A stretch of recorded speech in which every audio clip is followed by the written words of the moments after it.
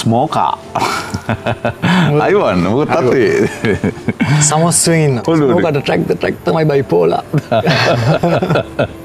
සෑහෙන්න වේදනාවක් දුන්නා අම්මට අම්මත් මාව අතෑරියා නම් එහෙම සෑහෙන්න මේ වෙනස් වෙන්න තිබ්බා මේ වෙද්දි 8 වසරේදී වගේ තමයි මට රැප් වලට ආසිතුනේ මට හිතෙන්නේ කවුරු ටොපියක් දුන්නා ඒක ඩොට් එකටම කරේ මම විතරයි ෆිලාහෙම මට රයිම් ග්‍රයින්ඩර් කියලා කියන්නේ ඔයා මේ හැමෝටම සපෝට් කරලා තිනවාට පුළුවන් විදියට සෑහෙන්න අර අසරණ වෙච්ච තරක් එතන ආසාව හින්දා මන්ත්‍රය පාවිච්චි කරනවට වඩා අර ඇබ්බැහිවීමත් එක්ක තමයි මේ ඔතන ප්‍රශ්නේ උනේ ඒකෙන් මට වැදුනා හරිද ඒ වැදුනා කියන්නේ වැටෙන්නම වැදුනා හැම ජෙනරේෂන් එකකටම ඔයාව වටිනොයි කියන එක ගැන මම දන්නවා මාර ගැම්මක් ඒක මම කීපව දන්න පොඩි කාලේ නම් කීප 2 වසරේ වගේ ඉනම් පරමාදර්ශී ගොඩක් රැපර්ස්ලාගේ ස්මෝකා මම නිදා ගන්නකොට රෑ මම හිතලා තියෙනවා හෙට ඇස් දෙක ඇරින්න නැත්තම් හොඳයි කියලා. අයියේ අර ඒ වේදනාව හරහා යන්න බෑ. මේ මට ගැලවෙන්න අවශ්‍යතාවය තිබ්බා. ඒකට ගැලවෙන්න බෑ. මං හිතන්නේ මගේ සින්දුත් එක්ක ඒ ජෝගී කැලල නැති වුණා කියලා. අම්මට ඇවිල්ලා මම කිව්වා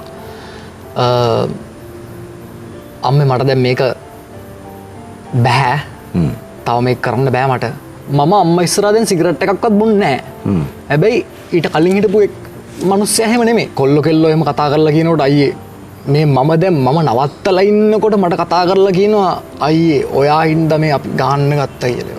සැනි එක මම කොහොමත් කතා කරලා නැහැ. මලියව සෙට් වෙන්නේ මට 8 වසර 9 වසර වගේ. මැකාව දැක්කට පස්සේ තමයි මට හිතුනේ. ඒ කියන්නේ මට කොන්ෆිඩන්ස් එකක් ආවේ. මටත් කරන්න පුළුවන්. කියන්නේ මැකාගේ මම ඒ කියන්නේ ලොකුම ෆෑන්, තදම ෆෑන්.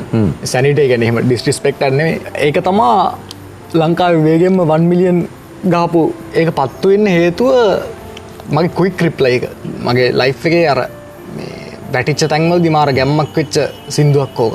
ගොඩක් අය කියනවා මේ නෑ මේ ඩ්‍රග්ස් නවත්තන්න පුළුවන්.